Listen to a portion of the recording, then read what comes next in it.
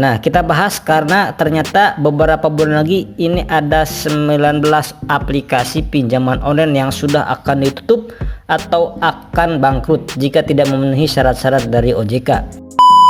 Ini merupakan informasi yang membahagiakan ya teman-teman, buat teman-teman yang saat ini sedang gagal bayar atau telat bayar di aplikasi pinjaman online legal. Ini diinformasikan ya teman-teman, OJK akan terus memantau pelaksanaan action plan tersebut dengan ketat. Dan di sini juga kita lihat ya teman-teman, terdapat 19 perusahaan pinjol yang masih belum memenuhi ketentuan dari peraturan OJK nomor 10 tahun 2022 terkait pemenuhan ekuitas 2,5 miliar. Nah, ini merupakan berita bagus karena bisa jadi ini merupakan langkah penutupan pinjol dan banyak pinjol yang keberatan dan banyak sekali pinjol yang dicabut izinnya. Artinya banyak juga yang menjadi pinjol ilegal atau mungkin lebih parahnya lagi pinjol tersebut bangkrut atau tutup. Jadi seperti ini, gimana sih nasib nasabah-nasabah yang ada atau yang pernah melakukan di pinjol tersebut dan sampai saat ini masih belum lunas ataupun mungkin masih proses gagal bayar?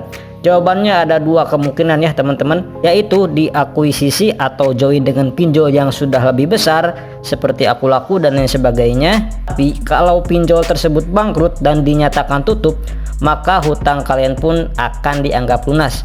Karena ya mau gimana lagi ya teman-teman, kalau perusahaan pinjol tersebut itu tidak beroperasional lagi, jadi ada dua kemungkinan tersebut. Pastinya kita akan sangat berharap bahwa akan masuk ke fase yang alternatif kedua, yaitu pinjol tersebut akan ditutup aja. Jadi hutang kita akan otomatis lunas ya. Itu mudah-mudahan saja ya teman-teman. Jadi ini mungkin bisa menjadi informasi yang menarik ya teman-teman dan bisa bermanfaat untuk teman-teman tentunya. Semoga teman-teman semuanya yang gagal bayar, please jangan takut, tenang aja ya, nggak usah mikirin yang aneh-aneh. Insya Allah semuanya akan baik-baik saja. Dimana di sini diberitahukan bahwa ada indikasi 6 aplikasi pinjaman online legal yang akan menyusul bangkrut teman-teman.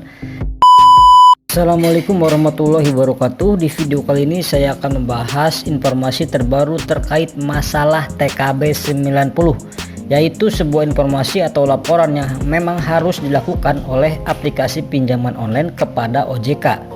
Nah, jadi ibaratnya seperti ini ya teman-teman, TKB 90 ini dalam waktu 90 hari terakhir, berapa persen kira-kira orang yang melakukan pinjaman atau proses pencairan pinjaman yang sudah dikembalikan selama dalam kurun waktu 90 hari tadi ya.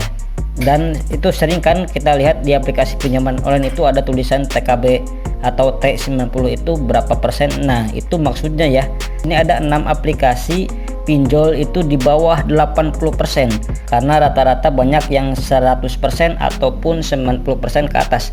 Ini termasuk indikasi aplikasi-aplikasi yang bisa dalam tanda kutip banyak yang galbay. Oke, langsung saja ya teman-teman. Aplikasi yang pertama yaitu ada aplikasi fintech, itu TKB nya itu sebesar 33,73%. Nah, yang kedua ada aplikasi Trust IQ yang TKB nya itu sebesar 70,13%. Selanjutnya yang ketiga ada Tani Fund sebesar 36,07%. Selanjutnya yang keempat ada eGrow sebesar 72,04%. Selanjutnya yang kelima ada aplikasi pinjaman online Danafix sebesar 75%. Dan yang terakhir yang keenam ada aplikasi pinjaman online Samir sebesar 68,58%. Nah, untuk teman-teman yang saat ini sedang gagal bayar atau telat bayar di aplikasi pinjaman online yang tadi, silakan teman-teman bisa sharing-sharing informasinya di kolom komentar. Apakah Shopee Pinjam dan Shopee PayLater itu benar-benar akan membawa ke jalur hukum dan akan didatangi DC ke rumah teman-teman?